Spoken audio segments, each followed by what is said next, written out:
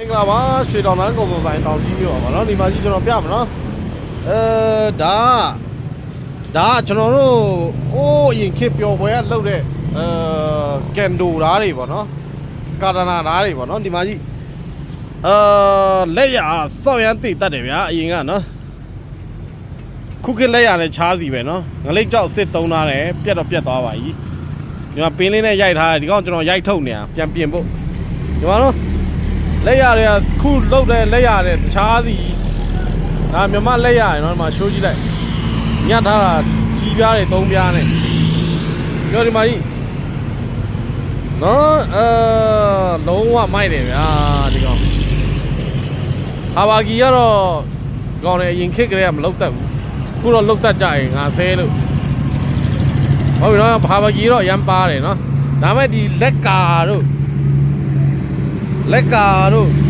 ကြီးပြားတို့လောက်တာလုံးဝတည်တက်တယ်နော်ဒါသွားတော့ဒီမှာဖောင်းချိုးလေးပါဒါပေမဲ့ဓာသွားတွေကတော့နဲပါတယ်နော်ဂျပန်ဓာတ်ထူတယ်ဒါပေမဲ့ဒီကောင်ကနဲပါတယ်ဟုတ်ပြီနော်နေဓာတ်တို့ဒီလိုလေးပါအဲ့လိုနော်ကိုတော့မစိုးပါဘူးဒီလောက်လောက်တက်တာကိုကျေးဇူးတင်ရမလို့ဖြစ်ဟုတ်ပြီနော်ဟာဘာကြီးတွေတော့ဒါတော့ရှစ်ခေတ်ပျော်ဝယ်လဲရတာတွေပါနော်ပျော်ဝယ်အဲ့လိုပါဒီမှာလုံးဝမိုက်တယ်ကွာလက်ကားတွေလောက်တာအခုတော့မလောက်တတ်တော့ဘူးနော်